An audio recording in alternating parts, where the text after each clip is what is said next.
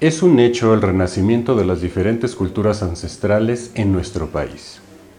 Pasa desapercibido que en el actual territorio nacional existen 68 pueblos originarios. Esto es casi el triple de los países miembros de la Unión Europea. El primer foro virtual cultural de visibilización y resistencia mexica concluyó con resolutivos relevantes para el estatus jurídico de los pueblos originarios.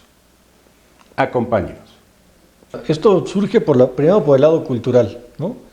Pero cuando empezamos a ver lo del foro con Olinted, que es la parte cultural del Parlamento Nacional Indígena, pues encontramos que es más allá de una cosa cultural, ¿no? Realmente es toda una población, es un grupo que nos dio origen incluso a la sociedad actual, ¿no? Y que increíblemente no está reconocido en ley, ¿no? O sea, no existe. Tú los ves y la gente que más referencia tiene de los mexicas es el cuate que está danzando en el Zócalo y está sahumando a alguien, ¿no? Entonces, ¿qué se buscó con este foro? Pues que tuvieran un espacio donde todos los mexicas hablaran, dieran su ponencia, respetando a cada uno su punto de vista. Se lograron 48 ponencias de diferentes culturas mexicas, o sea, hablo de gente de tradicionalidad, de los concheros, de los mexicas como tal, gente que es muy estricta, como gente que a lo mejor para conservar su cultura o su creencia, tuvieron que traslaparlo con la cuestión católica, ¿no? Por eso mucha gente ubica que hay fiestas católicas donde hay danzantes, ¿no? Y dicen, bueno, ¿y qué tiene que ver una con la otra? Bueno, la manera de conservar su creencia fue así, ¿no? Ahora, el fondo legal del foro es realmente que la palabra mexica exista en la ley.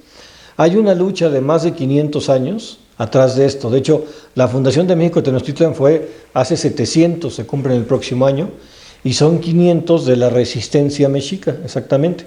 Entonces, bueno, ¿qué se busca? Que antes de que llegue ese tiempo podamos plasmar la palabra mexica en la Constitución Política Federal, como en la Constitución de la Ciudad de México, que es donde nos encontramos ahorita, ¿no? ¿Qué es lo que encontramos? Que, bueno, por ya mucho tiempo antes, los pueblos indígenas y barrios originarios ya tuvieron una ganancia en esta parte. ¿De dónde data esto? Bueno, desde 1957 hubo un convenio, el 107 en Ginebra, que da ese reconocimiento a los derechos de los trabajadores indígenas, ¿no? ¿A qué me refiero? A que sean incluidos en toda la plantilla laboral, con las mismas condiciones, el mismo respeto, e inclusive respetaban sus tradiciones. Si por alguna situación, es un ejemplo, tuvieran que parar de trabajar por hacer un rezo o hacer un ritual, el patrón, sabiendo su cultura, debe de respetar eso, a ese grado. Así venía en el 57. Ahora, viene un momento más fuerte, que es ya exactamente el 13 de septiembre de 2007, donde hay otra convención, y hay un convenio que es el 169 de la OIT, y ese da origen a la Declaración de las Naciones Unidas de los Pueblos Indígenas, donde justamente ya se reconocen por derechos humanos a nivel internacional estos derechos de los indígenas. Debo decirte que la Constitución política, así como los tratados internacionales, están en la esfera más alta de la supremacía del derecho, tienen el mismo valor jurídico. ¿Esto qué logró? Bueno, en el 2001 tenemos una reforma en nuestro artículo constitucional de los Estados Unidos mexicanos, el artículo 2, donde ya se reconocen los pueblos, los derechos de los pueblos indígenas, donde ya son sujetos de derecho público. ¿Esto qué quiere decir? Tienen derecho a todo lo que todos los demás tenemos por ser mexicanos, ¿no? A la educación, a la salud, a la vivienda, a todo, ¿no? A la libertad, a las 25 garantías individuales que tenemos en la Constitución, a todo, ¿no? Ahora, después viene la Constitución de la Ciudad de México, que esta es el 5 de febrero de 2017, donde hay 3 artículos consignados hacia los indígenas, donde están reconocidos sus derechos, el 57, 58 y 59, donde en el 57 ya son reconocidos como unas personas del orden jurídico. El 58, donde se reconoce que pueden ser pluriétnicos, plurilingüísticos, donde, bueno, no necesariamente yo tengo que ser indígena de nacimiento para considerarme así, yo me puedo autodeterminar indígena y por ese hecho tengo derecho a pertenecer a ellos.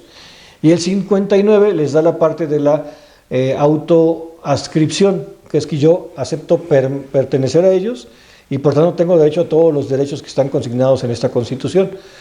¿De qué hablo del 59 concretamente?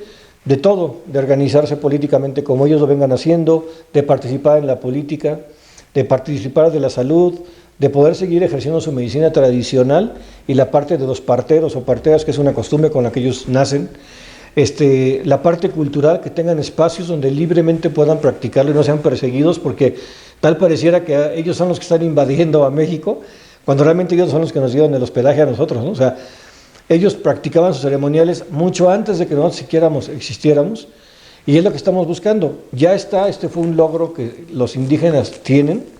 ¿Qué es lo que está pasando? En toda ley, en la supremacía del derecho, te explicaba, está la Constitución, están los tratados, de ahí emanan las leyes y luego los reglamentos. La ley ya existe. ¿Qué no tenemos un reglamento? ¿Cómo aplicarlo? Ahí dice que debe de hacerse, pero no hay un reglamento que te diga cómo se debe de hacer esa aplicación. Yo creo que la laguna que ahorita está en el derecho es eso, el reglamento. Eso por la parte de los indígenas y los pueblos originarios. Por la parte mexica, lo que estamos buscando es que la palabra mexica, tal cual, así se plasme. ¿Por qué? Porque esta pandemia nos dio una clase muy importante. Desde el momento en que, como no están en ley así, puestos mexicas, no tuvieron derecho a muchos apoyos porque no encajaban en ningún lado, no estaban en ningún supuesto jurídico, ¿no? Entonces, bueno, resulta ser que yo pues, veo niñitos que están danzando, que están aprendiendo toda la lengua, son nahuablantes. Incluso en la parte también del 59 hablan de que la cultura debe ser promovida en su lengua. La cuestión jurídica, tienes que tener tú un intérprete, en un momento dado que tengas un problema con el Ministerio Público o alguien, un intérprete en lengua.